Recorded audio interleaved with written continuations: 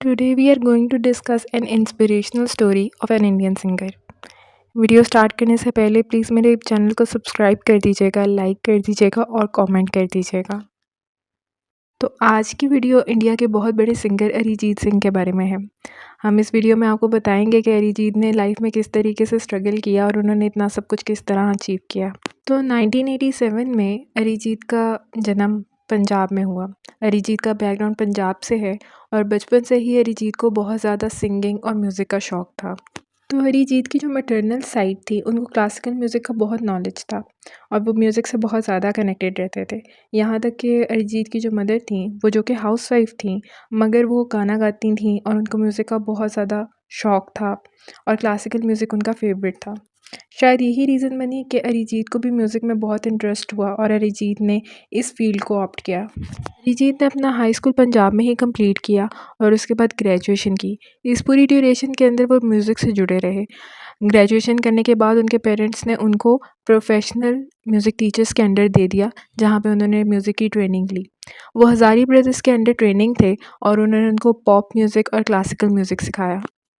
Hazari brothers से training लेने के बाद अरिजीत एक मौके की तलाश में रहते थे कि जिससे वो दुनिया के सामने अपने आप को ला सकें। सोनी टीवी पे एक शो स्टार्ट हुआ फेम गुरुकुल के नाम से और अरिजीत ने इसमें पार्ट लिया। इस शो के जजेस में शंकर महादेवन थे। अरिजीत ने इसमें पार्ट लिया, लेकिन अनफॉर्चुनेटली अरिजीत टॉप 5 में भी ना आ सके। इस शो के 2 विनर्स थे, एक काजी तौकीर और एक रूपरेखा। लेकिन उस ड्यूरेशन में अरिजीत किसी को भी नज़र नहीं आए, किसी ने भी नोटिस नहीं किया। लेकिन शंकर महादेवन ने अरिजीत को नोटिस किया और जब अरिजीत शो से निकले तो शंकर महादेवन ने उन्हें बोला कि आपकी लाइफ में ये आखिरी मौका नहीं है, ज़िंदगी आपको मज़ीद और मौके देगी। खैर, अरिजीत शो से निकल गए और उनका स्ट्रगल जारी रहा, लेकिन शंकर महादेवन को अरिजीत याद रहे। उन्होंने अरिजीत को एक और शो में बुलाया जिसमें अरिजीत ने बहुत अच्छा परफॉर्म किया, मगर नाकामी वहाँ पे भी हुई और अरिजीत उस शो में भी विन नहीं कर सके।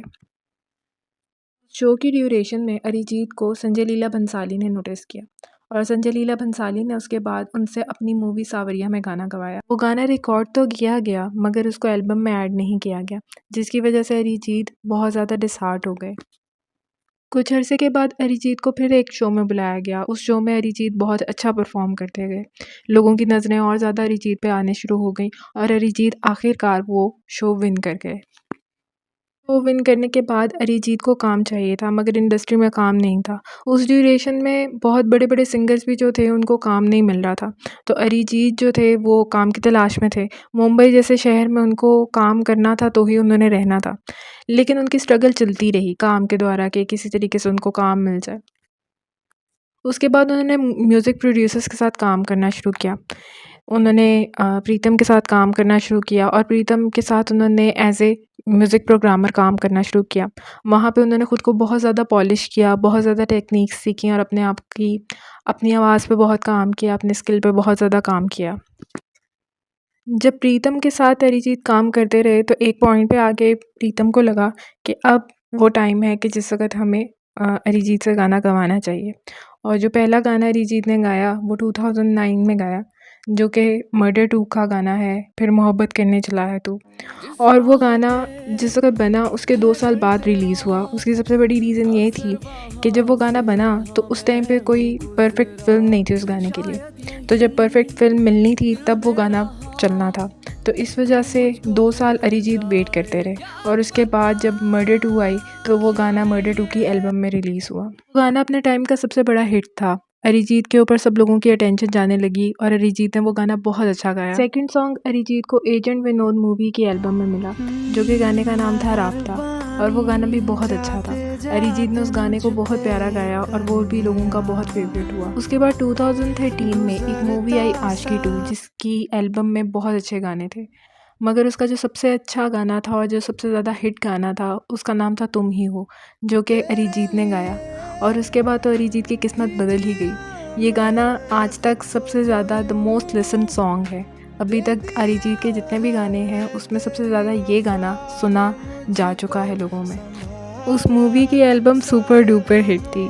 लोग पागलों की तरह उस मूवी के गाने सुन रहे थे और तुम ही हो को बहुत ज़्यादा सुन रहे थे। वो गाना था ही बहुत अच्छा। लोग पागलों की तरह उस गाने को रिपीट पे सुन रहे थे और अरिजीत को बहुत ज़्यादा फेम मिला उस गाने से। बस फिर अरिजीत का बूम आ गया और लोग अरिजीत करने लग गए और हर गाना अरिजीत से ही गवाना है और अरिजीत के पास इतना काम आ गया कि एक-एक दिन में अरिजीत 16-16, 17-17 गाने गाने लगे और हर एक की डिमांड होती थी कि अरिजीत से ही गवाना है और लोगों की डिमांड होती थी कि अरिजीत को ही सुनना है। और अब हम सब जानते हैं कि अरिजीत के जब गाने हम सर्च करते हैं तो हमारी फीड भर जाती है और गाने ख़त्म होने को नहीं आते।